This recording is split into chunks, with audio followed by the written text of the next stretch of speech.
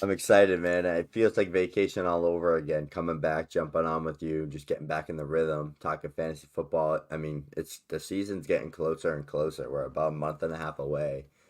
Things are gonna get fun now. This is when we can start diving into redrafts and start kind of switching up the content, focusing on helping you guys win your leagues in multiple different ways. Dynasty, redraft, underdog, you name it. We're gonna have fun with this one. I love talking quarterbacks, and let's jump right into it.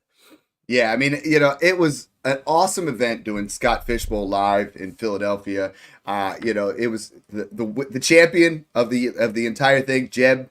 Awesome guy. He honestly he's in Smash Except 2, and I go up to him and I take a picture of him with the trophy and everything like that, which is such an awesome thing that somebody from Philly won it, let alone someone from the same division that I was in. And he goes, Dad, you keep kicking my ass in Dynasty. I had to beat you in something, and it was so cool to see just him have that trophy. He goes, "Where's your son?" And last year, my son told him he had the worst draft out of everybody. Matthew was like, "This team's dog," and he goes out and he wins all of Scott Fishbowl. And then sitting at the same table, I saw some guys from last year.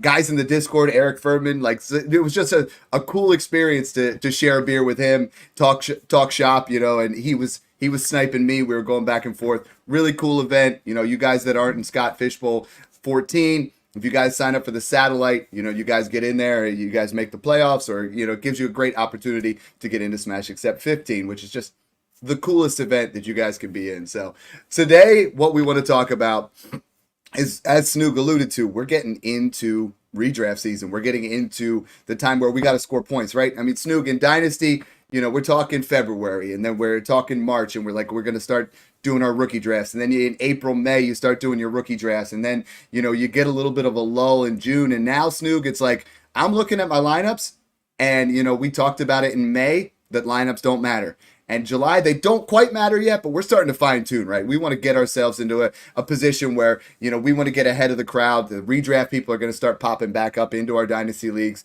I want to know who the sleepers are before they do. I want to know the guys that are going to smash before they do. And I start to really start fine tuning things in July. So when we get to August, my team's ready to go. Yeah, exactly. That's what it comes down to. It's just tuning in the teams. I always love to stack quarterbacks, wide receivers, and just Mm-hmm. take advantage of the veteran running backs, especially with this landscape and with this upcoming 2025 draft class. I think that's the best approach right now. That's how I'm catering all my teams. Dad, you're doing the same thing, taking advantage of James Conner, Alvin Kamara, Derrick Henry, Joe Mixon, Austin Eckler, Nick Chubb. Like And those if guys I are starting to sat, go up now, right? Like those yeah, guys, this is the tricky part, right? You and I, and that's why I listen to this podcast is so important, is in February, I bought Alvin Kamara for the 209. I bought James Conner for the 301 in a future 26 second. You know what I mean? Like I was going out there and making those kind of moves. And that's why we talk about it being such a cyclical thing. You go to buy Joe Mixon. I saw a guy sell him for the 201 yesterday.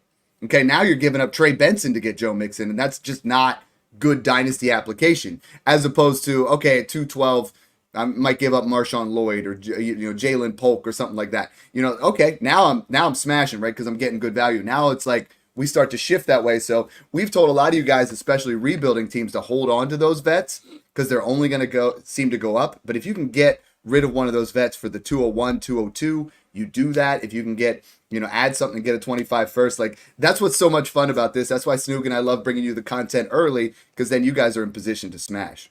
exactly. Yeah, and I love that you mentioned that how these veteran running backs are going up because now we're at that point where everyone thinks they're competing, right?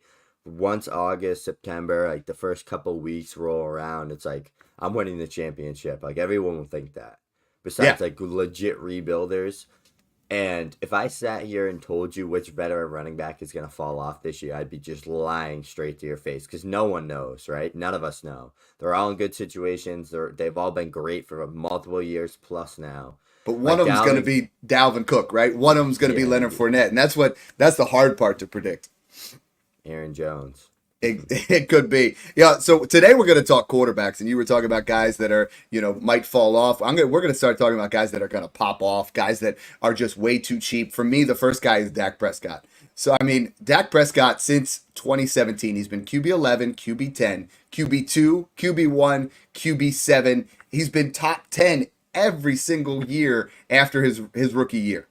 And right now, in redraft, he's going QB9, even though he led the league last year in touchdown passes with 36, third in the league with passing yards at 4,500. And this is someone where I just look at Dak, and what he's averaged over the last 3 healthy seasons has been 35 plus touchdowns, 4,500 plus yards. I mean, he is a lock to be a top 10 quarterback. In Dynasty, I still don't understand why he goes QB 13, 14 off the board. In redraft, he's going, QB 9, QB 10. And Dak Prescott this year at Snoog, he's playing for a contract. He has arguably the best wide receiver in football. So you want that stack. If you do those redraft stacks and you get CeeDee Lamb in the first, you make sure you go after Dak in the 6th or 7th.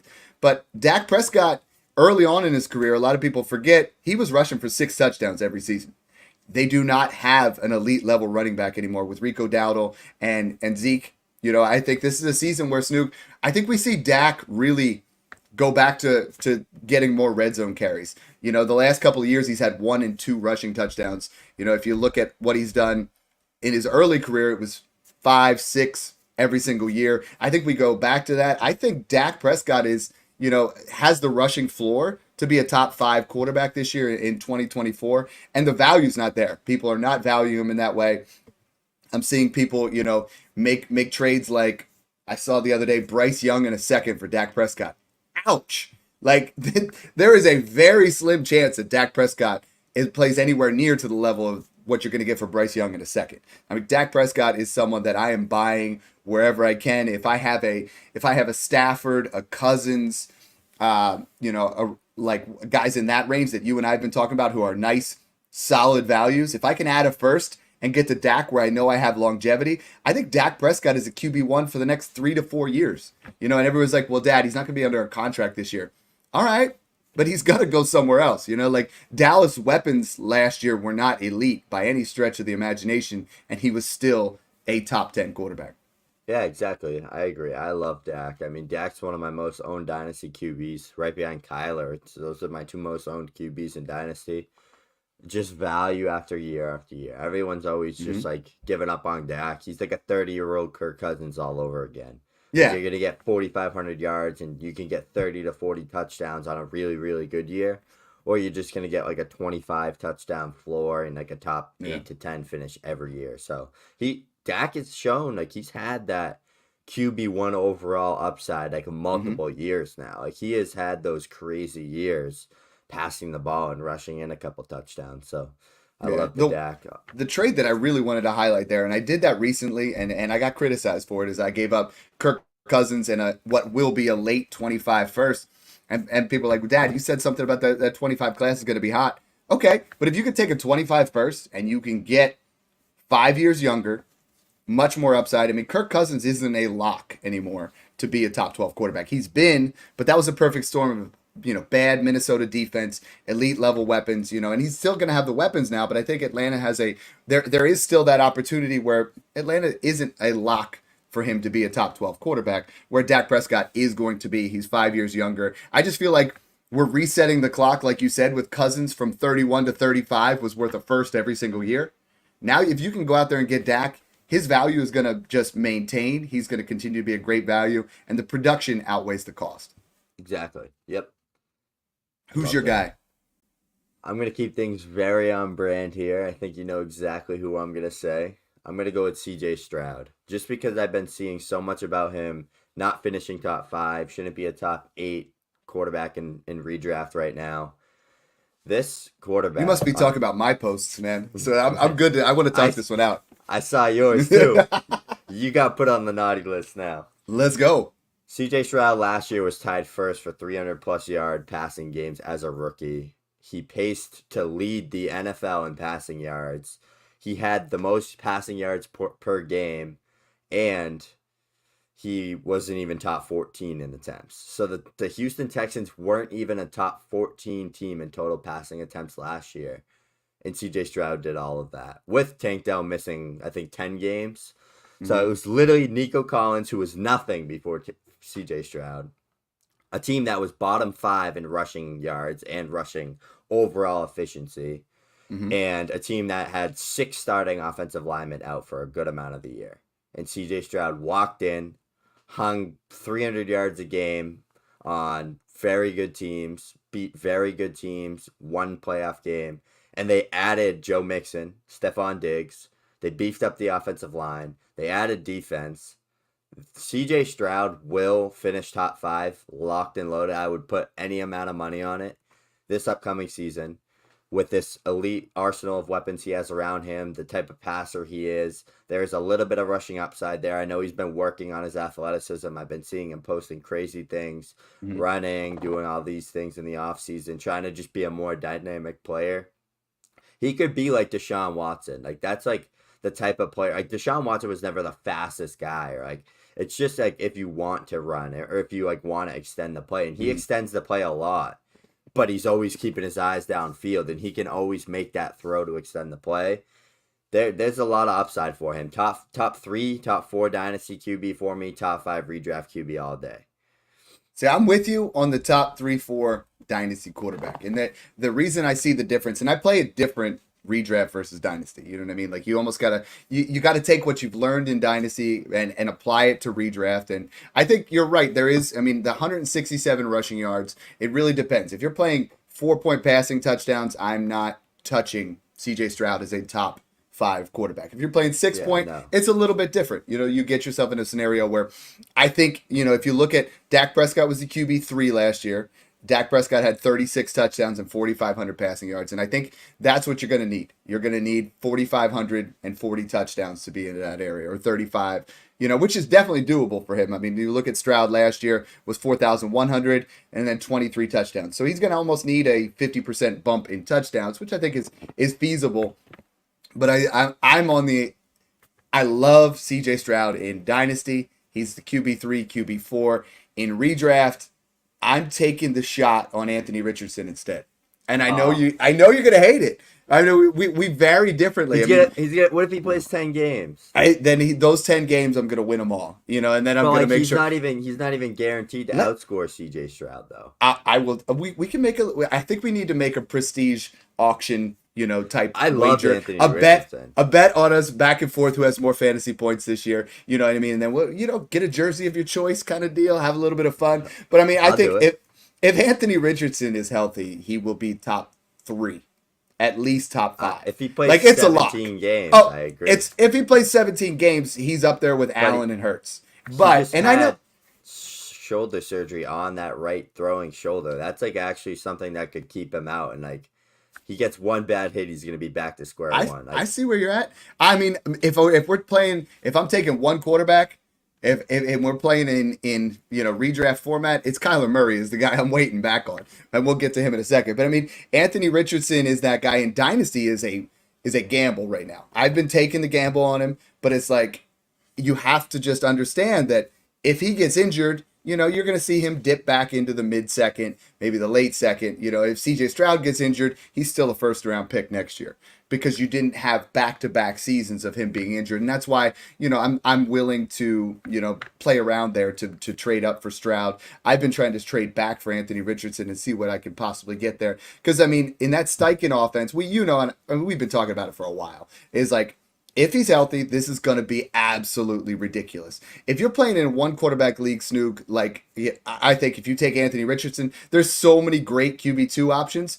I'm making sure I take Jared Goff. You know, and if I have him in Dynasty, I'm making sure that I have, you know, you know how we play in Dynasty is like Anthony Richardson is QB2 on all the teams that I have him, which is just great because then you get Jared Goff, you get Kirk Cousins, you get a guy like that where you're like, okay, you know what? If he doesn't pan out, if he does get hurt, I have a good guy there. And that's the key is like, you can't draft Anthony Richardson and then just say, well, I have one quarterback, let's roll. You know, or I can't draft him as my QB1 and then wait to have Russell Wilson as my QB2. You just can't do it. So taking CJ Stroud gives you flexibility with your second quarterback. Taking Anthony Richardson means, okay, my second quarterback's going to have to be pretty good. So in the startups that I've done, I'm taking Anthony Richardson, but then in the early second, I'm taking Jordan Love.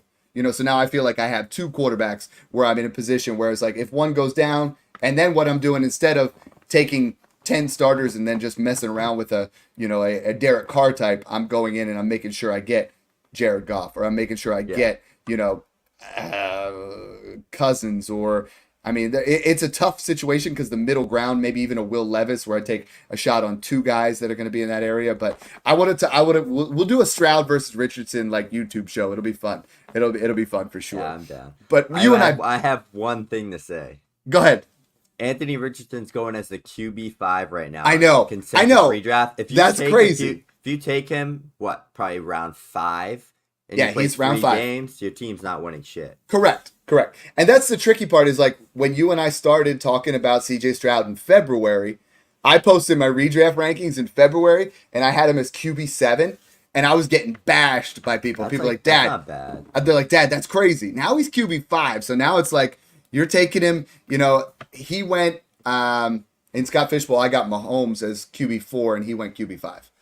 So it's like that's where he goes, and it's like if you can just be safer and go Dak Prescott in the next round, or like I said, Kyler Murray in rounds. Kyler Murray's going.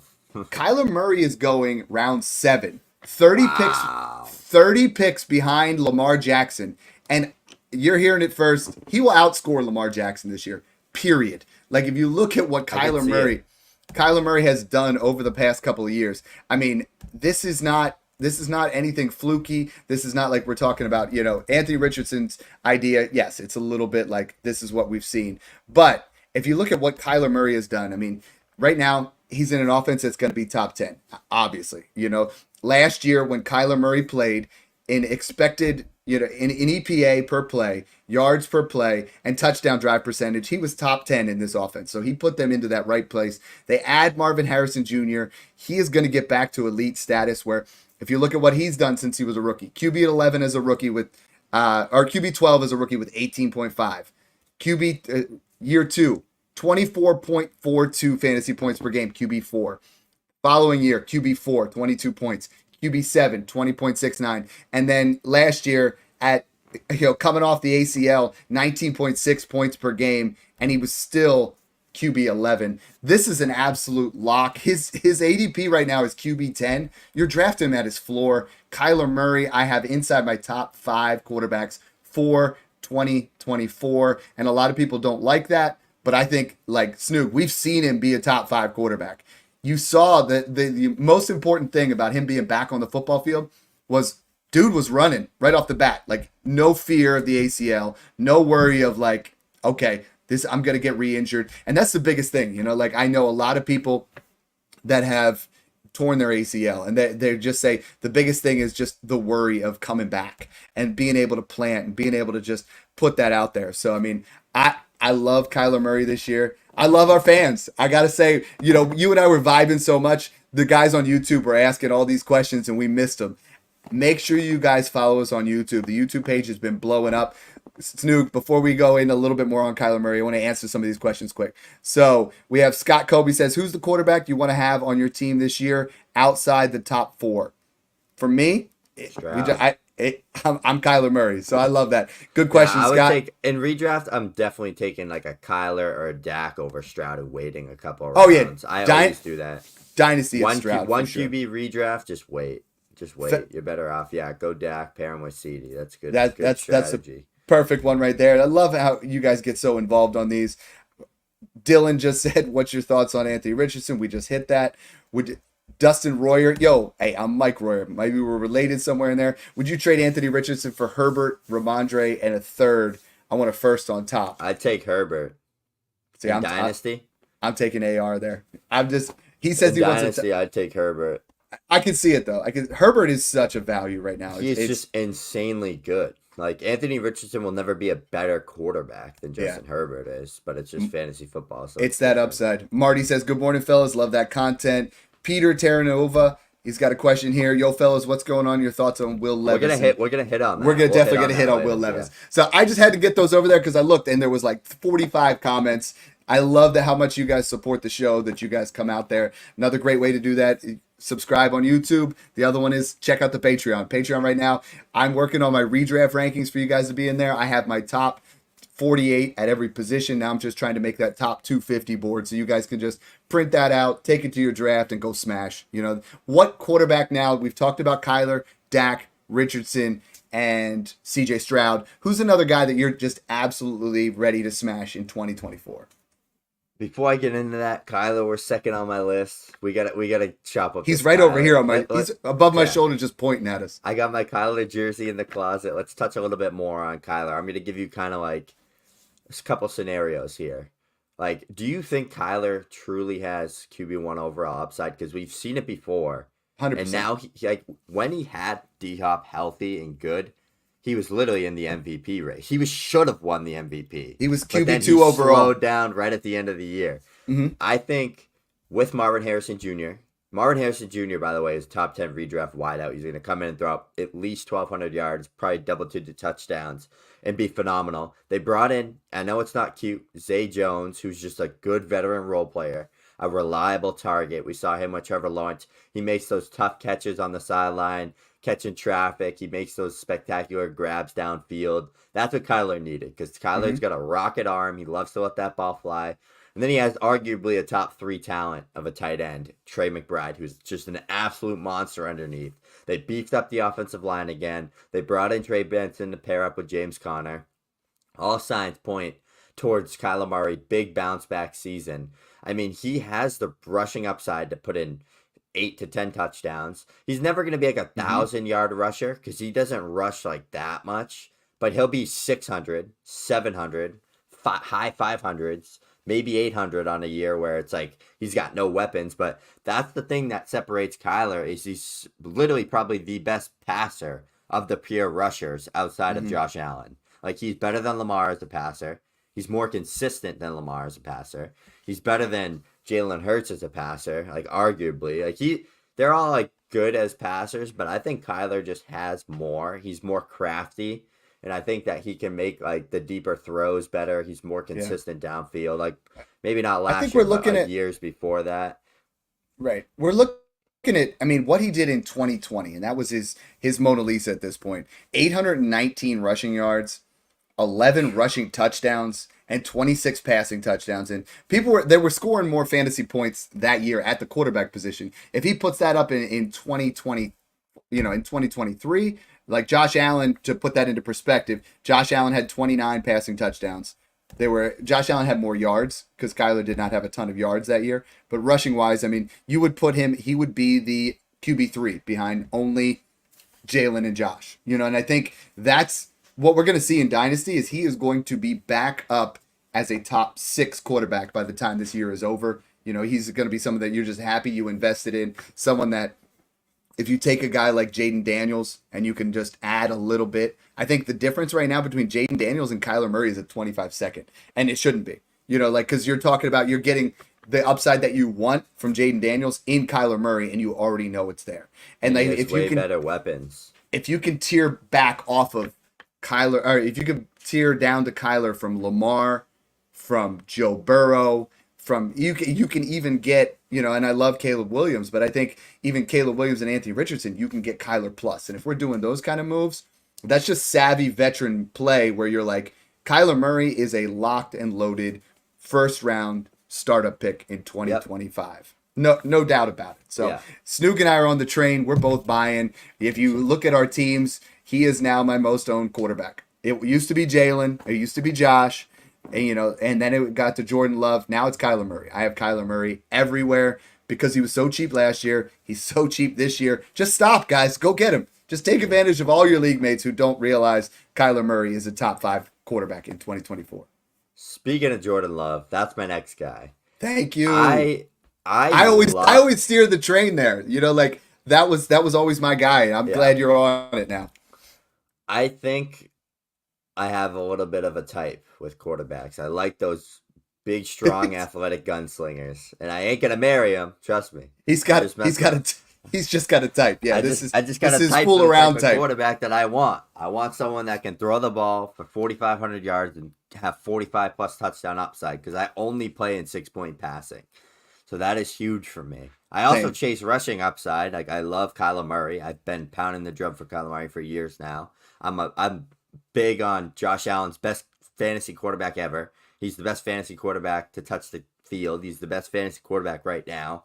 So I do love my rushing upside. I love Anthony Richardson. But Jordan Love, only 16 quarterbacks ever have thrown for 32 plus touchdowns, 4,100 plus yards, and less than 11 interceptions in a season. And he did that in his first year starting. He is an absolute gunslinger. He's going to throw the ball for 450 to 500 plus attempts.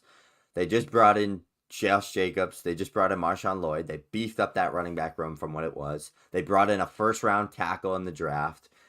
I am expecting Dontavian Wicks and Jaden Reed to take a big step. I think Christian Watson is good when he's healthy. Romeo Doubs is another great role player to have. Like Tucker Kraft, Luke Musgrave. There's just so much in this offense with a great coach to thrive and like become that. Like they remind me so much of like the 49ers on the upbringing. Like remember when we were back in the day, it's like Debo or Ayuk. Like they both flashed. Neither of them were elite yet. It was like Ayuk's rookie season. Debo just had like a 190-point season. Like we knew they were good. It's like, all right, who's gonna be that guy? That's how I feel about this Packers wide receiver room and this offense. And it's another like Shanahan stem type of team, type of offense, like play action. Jordan Love just absolutely crushes and fits that type of mold.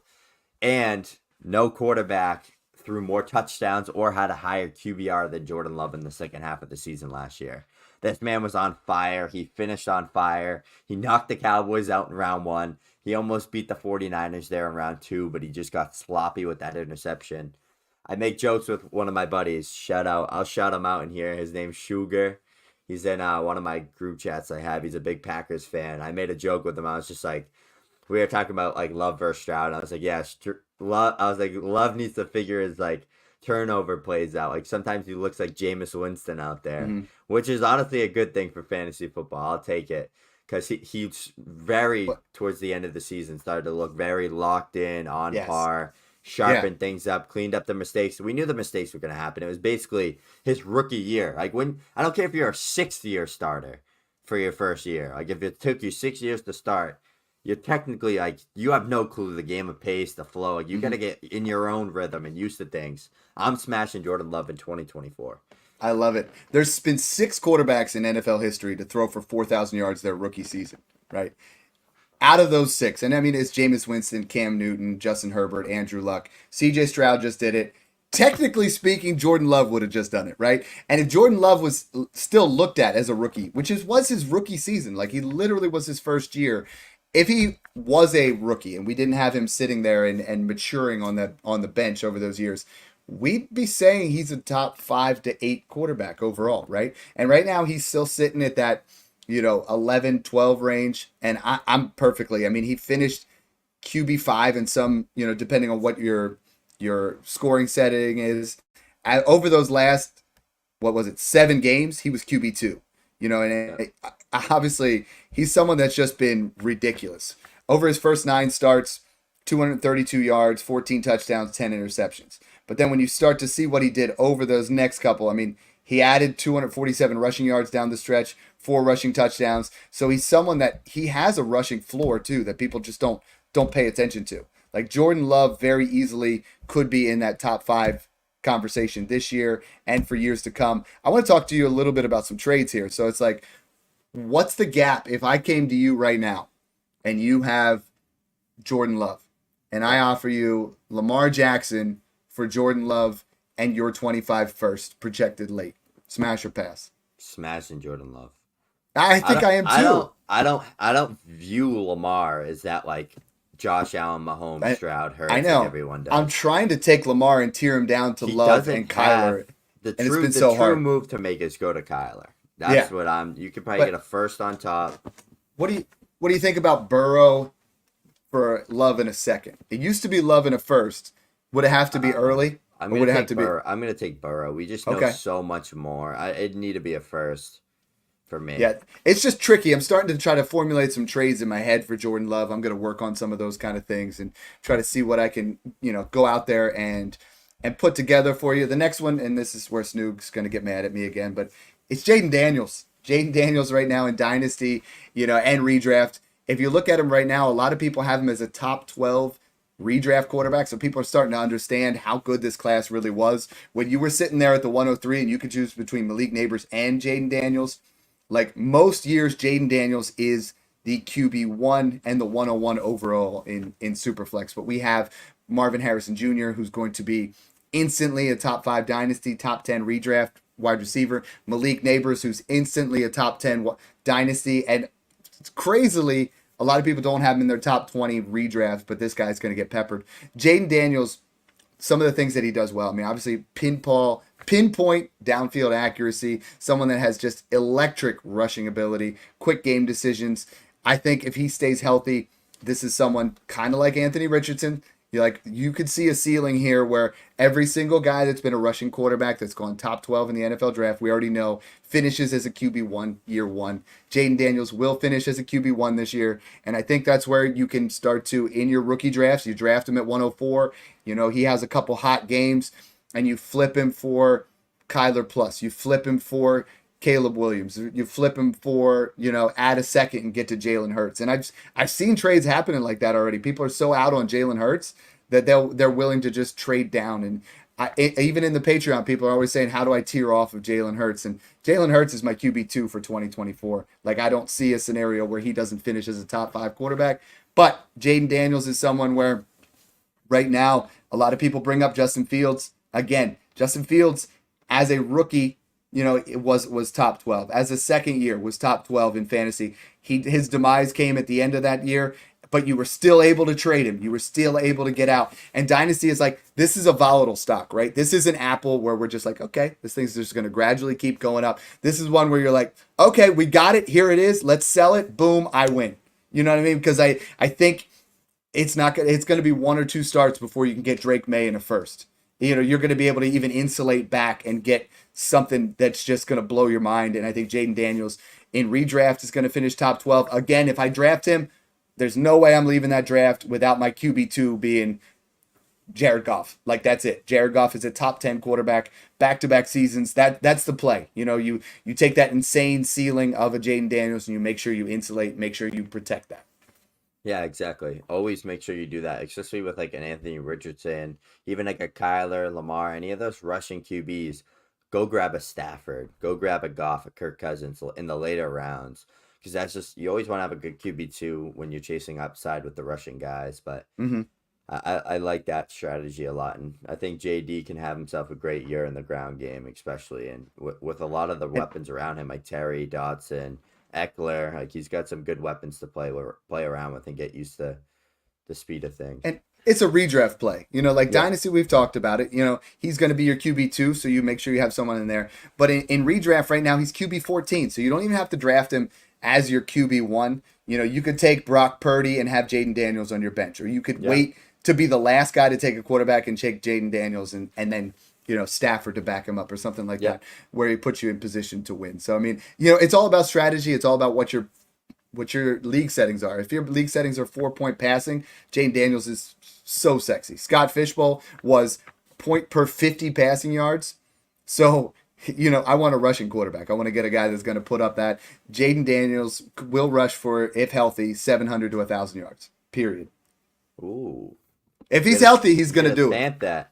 I'll stamp it. Dynasty Dad approved. But the if healthy part, right? Like, we got to keep putting that caveat on there. So give me another guy. Let's start getting a little bit deeper here. We've hit on those top guys. Let's start hitting on some guys that, people might not be attuned to that are going to smash in 2024. I think that this guy is a top guy that is valued like a guy that you just said, and this is Justin Herbert. I'm going to keep things very on brand. QB 17 ADP in redraft right now. 4 straight years, 4 straight top 10 PPR, 6-point passing, pacing finishes. He didn't because he got injured, but he paced top 10 in every single season. Last year, he was absolutely on fire. Before the injury, he was a top 3 quarterback. He was just absolutely cooking. He got injured, missed like 5 games, 4 games, maybe 5.5, something like that with that injury on his throwing hand. And then he had to throw through that. So that's definitely not fun. So he really missed like in all probably 7 to 8 games of him being truly healthy. And he was still on fire in those first like 10 games. He has a ridiculous season. Like when like his ceiling in his first 2 seasons we saw, he was the QB2 in 2021 as a second-year player. He was like 22, 23 years old. The only reason he didn't finish QB1 is because Josh Allen literally had like the craziest season ever, and he had like 10 more fantasy points than Justin Herbert. Mm-hmm. So he was just unfortunately didn't get it there. 5,000 yards, 38 touchdowns. Rookie season, probably the best rookie season ever as a quarterback. 400 fantasy points, QB9, 4,300 yards, another 30 touchdown throwing season. 5 rushing touchdowns, 3 rushing touchdowns. Last year he had 3 rushing touchdowns.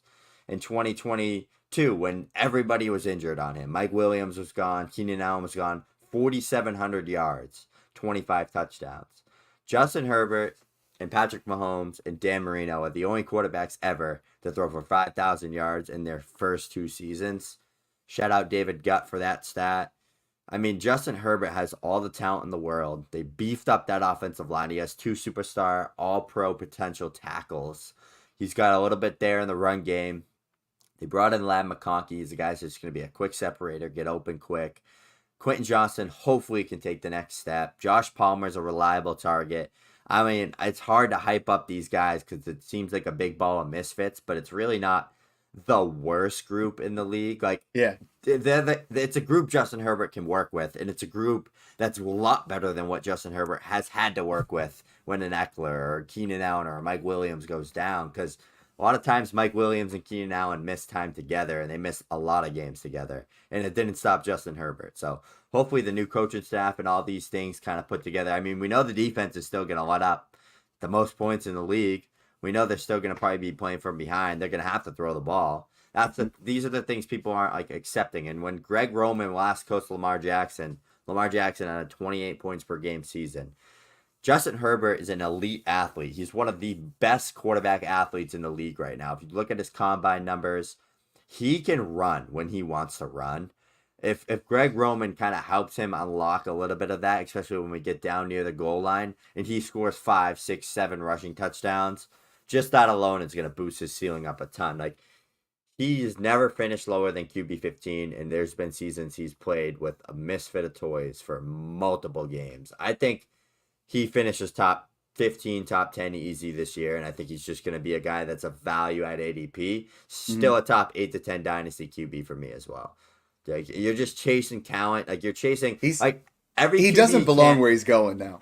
Yeah. Every QB, like Mahomes has had down years. Like Allen, like every QB can't just be on this superstar team forever, especially on QBs that have 10 to 15 plus years of life. Like there's going to be some down years. You got to remember that in Dynasty. And you can't predict the down years because there's years everyone said Mahomes was going to have a down year last year, and he still had a really good year in fantasy. Like, even though he threw a ton of picks, everyone thought Josh Allen was going to have a down year when Diggs looked like crap, and like Josh Allen was absolutely phenomenal. So it's like you got to really think about like chasing the talent when it comes to the quarterback position, and not just caring so much about the weapons. Like, you care about the weapons when it's like a Will Levis or it's a Kirk Cousins or someone like that. But when it's a Justin Herbert, like, you got to understand, like, Ladd McConkey's a good player. Like, he's a good player.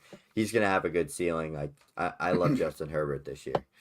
I'm glad you said Will Levis. So this is the part. There are, right now, I have 18 quarterbacks that are worth a 25 first. He's right on that fringe. I know Keep Trade Cut has him as a 201. If there's any quarterback that's going to be worth a first next year that isn't now, it's Will Levis. So I know it's kind of, leaves a bad taste in your mouth like mayo in your coffee. Will Levis is someone that he comes in week 1 and he threw for 4 touchdowns, and I sold most of my shares immediately because we knew that wasn't going to be the case. But you look at him, and a lot of that raw talent, those, rocket arm, the mobility, the things that we saw from Josh Allen. And I'm not saying Will Levis is going to be that, but Will Levis is in a system now. He went from bottom 5 pass attempts in the league with Derrick Henry, right, to now Brian Callahan's the head coach. Brian Callahan with the Bengals threw it like crazy. I think they're going to move into an offense where both game script and the way that they want to play, they have committed to Will Levis. They've committed to the fact that they're going to want to be in the top 5 to 8 in pass attempts in the league. And he, like you said with Jordan Love, as a rookie when he stepped in, he was top 10 in hero throws, but he was also top 5 in bad throws. I mean, he made some bad decisions. And there are those rookie bumps and lumps. And if you take Jordan Love's first 8 games, which is what Will Levis played, Jordan Love's first 8 games were not good. Like he was middle of the pack. Will Levis was, back of the pack those first 8, and we just didn't think that he was going to be that same way. But I think this is someone that we could see really do a big return on investment. If I am rebuilding, I'm making offers for Will Levis. I'm trying to trade. If I'm rebuilding, I'm trying to trade Cousins and Stafford and trying to make guys that are Aaron Rodgers and maybe add a little bit and get myself to Will Levis for a guy that feels like he has to put up points right off the bat. But you look at what they've done. I mean, they've it's not sexy. They already have DeAndre Hopkins for your security blanket. They've added Calvin Ridley, who looks pretty quick from the tapes that we've been seeing. They get Tyler Boyd, another veteran wide receiver. They add Tony Pollard. They have Tajay Spears. I mean, all of those are receiving capabilities, receiving threats, where Will Levis will be worth a 25 first at some point this season, guaranteed. So if you're drafting right now, you're drafting him in that QB 24 to 27 range instead of veteran quarterbacks. He's going to go up in value at some point. He's young enough at just 25 years old where he's going to have some flashes and you're going to be able to flip him if you need to. But he might ascend to QB 15 range. I could see him,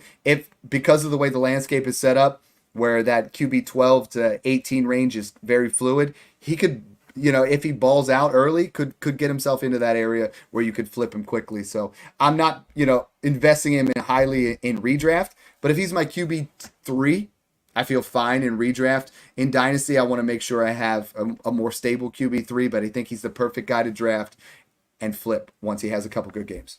Yeah, exactly. You're just betting on the upside with him, and he's another 100%. strong-armed, athletic gunslinger that has the weapons around him. Very safe veteran weapons with Calvin Ridley, DeAndre Hopkins, Tajay Spears, Tony Pollard, and Tyler Boyd there. Mm-hmm. They brought in some help on the offensive line there. They took, who was it? The Alabama tackle. The right tackle. Yeah. I'm spacing the name, but J.C. Latham. They took J.C. Latham there. Like they're just trying to do everything for him. Dedicate to Will Levis. Yeah. And that's what you want to look for. You want to look for the coaching change. You want to look for a scheme change. They're known for being that run-heavy team forever. Play good defense, run the ball. Now it's looking like they're going to be playing from behind and throwing the ball a ton. So that's what you want to look for. That's why you kind of want to make that bet on a Will Levis. But hold on, I got something for you, Dad. I'm gonna mute my camera, turn off my camera real quick, but I'll literally be back in like 10 seconds. I just gotta prove. I talk all this big game about C.J. Stroud, Kyler Murray, Justin Herbert. I gotta prove myself on live cam. You go do that. While Snoog's gone, there's a couple of other guys I really like here. Deshaun Watson, I think is a extreme value. When you look at him in redraft right now, he is going outside the top 20 quarterbacks. He's shown in the past that he can obviously put up points in that top 5 to top 10 range. I think ultimately this year he could be a QB1. And I think in Dynasty, he's also another guy that's going for barely a first. So if you are, in need of that QB2, rather than spend a first on an aging veteran, take a guy like Deshaun Watson. I think has a lot of potential to kind of get in there. That was like a bonus one thrown in there just so Snoop could prove this to you. You stole my next guy because Deshaun Watson is my next guy. Wait. We always back up what we say. Like, we don't just say these things just to say it on TV. Like, he's making investments. These are the guys right here. Like, these are the guys we represent. We got Stroud, we got Herbert. We told you to buy Kyler Murray. There we go. It's the Snoog line of jerseys. He's got them all. Those and Tom Brady are the only QBs I own. So if that's all you got, that's all you got to know. I only have making 2. These things up. I got Peyton Manning and Jalen Hurts. That's all I got. So give me you were saying Deshaun Watson. I do have a Jalen Hurts jersey. I started to talk a little bit about Deshaun Watson, but right now redraft QB 21, Dynasty same area QB 19. I think Deshaun Watson we've seen with the ceiling of QB 5. I don't think we're going to get back there again, but the weapons are there, things are lined up. We have to just delete 2023, and we almost have to say what can we see from Deshaun Watson? Because he was injured. He only played a handful of games, couple good, couple bad. Yeah, exactly. I mean, with Deshaun Watson, you're just looking for the upside there with him. he was a guy that I think he was in 6 point passing. He was like just there at almost 20 points per game or close Hmm. to it. Maybe it was like 19 and a half. Like if you just get that, let's do that math. If you just get 19 and a As- half, If you take away the game he was injured and left 331, early, that's a top 10 yeah. finish. If he left So the game he left, he only had like -2. But if you take that game out, he had 21.5 points per game, he which isn't. is like he looks ugly out there. Like he makes weird mistakes and it looks like something's missing, Yeah. but he weirdly turns up from time to time and he has an arsenal of weapons there. An elite, arguably one of the best offensive lines in football. He's a great coach. He has Jerry Jeudy, who's a great separator and who could finally put things together for them. Amari Cooper, who's an alpha wide receiver one, another elite separator. Hmm. Elijah Moore, who's just a good separator, good quick guy. Maybe he can piece things together. Njoku, who's a great athletic, fast tight end, who's a top 15, top 12, top 10 talent in the league at tight end. Nick Chubb, Jerome Ford, he's got the run game. Like he's got everything there in Cleveland. They got good defense. 100%. Like he's got the rushing upside. Like he could be a guy that gets 6, 7, 8 rushing touchdowns, 500 rushing yards. He can throw for 3,500 to 4,000 on a good year. Like you're especially in dynasty. He's like outside the top. I think he's dynasty QB 25 right now on like the market. Like that's ridiculous. Like that's a Insane. guy I am investing in every single league, just as like a QB 3-4, just to have him as an investment. And like that's a guy that I want to draft or redraft as well. Like go take your Anthony Richardson or go take your Jared Goff and then grab a Deshaun Watson to have the upside, like a guy like that. Like we talked about Richardson, Kyler, all those guys rushing upside, just that elite ceiling you're chasing. Like Deshaun Watson's set up to be in that same situation. It's just if he can get there. And we've seen it before. We know he's capable of it. I don't know if he'll ever be the same old Deshaun Watson, but 21 and a half points per game, man. Like if I'm getting that and I'm taking him as QB 25, I'm smashing that value all day. All right, let's hit some of these guys. I want to talk about their redraft, where they're being drafted. Just smash or pass, real quick, because we're pretty close to that hour mark that we always try to hit. Yep. Joe Burrow, QB7. Smash. Brock Purdy, QB11. Smash. It's like I think he'll outperform QB11. I think he's just gonna be like his ceiling's probably QB10, and his floor is probably like Didn't he QB15. finish like? Wait, didn't he finish like? He top finished as 4? 7. He finished 7. But I don't think this year that we're gonna see the same thing. Trevor Didn't he miss Lawrence, games though. Trevor Lawrence, QB16. I like that. I'm smashing that. Yeah, that's right before Caleb Williams. So Caleb Williams at 17 or Trevor Lawrence at 16. What would you rather have? Oof. I think I'd probably go Trevor there. I think like Caleb Williams in year one is gonna be like if he gets the best. Like look at what Stroud and Herbert did, and they were still like outside like the top 5 to 7. They were like QB 9 and 11. Yeah, I mean, Stroud was gonna finish probably top 3 to 5 if he played the last 3 games, but yeah, I would probably just stick with Lawrence there. I think there's just such a higher floor that we know. I mean, yeah. either way, neither of them are gonna finish top 10. I don't think so. Tua Tagovailoa, QB13. Nope, that's an absolute pass. They got mad at me for putting that because Jaden Daniels, Justin Herbert, Trevor Lawrence all go behind him, and I'm there. And Jared Goff goes one pick ahead of him. And just give me The Goff if I'm gonna landscape's deep right now. 74 rushing yards last year. Okay, someone posted underneath there like, "What if Tua becomes a rushing quarterback?" You're like, where's he gonna come up with that? He's not athletic enough. Deshaun Watson, QB21. Smash. Aaron Rodgers, QB20. Ooh, in redraft? Yeah, Smash. I think. Yeah, all right, let's go. Bryce Young, QB26. Like that's just so cheap. Like that is smash. Like I'd He's take right that. there. He's one pick behind Derek Carr, one ahead of Daniel Jones, and I feel like that's actually just it gives you tons of upside. Here's where it gets like tricky towards the end. Would you rather have this is 29 through 32? McCarthy, Fields, Nix, and May. May. Like I feel like you just have such an area Drake here where it's May. like, man, I'm like I think McCarthy's still in this year, but it's like that is not a sexy Drake- area. Drake and JJ are both. That's a fun area because like if Field starts, like he'll be fucking crazy Well, good yeah, on the Steelers, I bet, in fantasy. yeah, And then it's like May versus McCarthy. It's just like whoever starts. Like yeah. I bet you both of them don't right away, but QB 18 and 19. Would you rather have Cousins or Stafford? Stafford, just because he doesn't have the torn Achilles, like that can linger, and like I don't know. I think they have pretty similar upside to get like Cup and Puka versus Drake. Yeah. Like yeah, give me Stafford. QB 8 and 9. Would you rather have Love or Prescott? Prescott. That's tough. I just want That's to bank tough. on CeeDee Lamb there. Like that's the And this one's kind of shocking to me after finishing top 12 last year. QB 22 and 23. Baker or Geno? Baker. Yeah, Geno's that's a crazy. trash can. Why is dude. Baker's at 22 behind Watson and Rodgers? And I feel like that makes sense, but Will Levis even goes behind Geno. I mean, I know Geno's offensive coordinator and quarterback has changed, which could be a little bit more, pass friendly, but this was fun. We really wanted to talk about some of those guys that we think are going to smash, some of those quarterbacks that, help you out a little bit with redraft, but also, tie it in towards a dynasty mentality. So thanks you again for tuning in, guys, and enjoy the process. It's good to be back.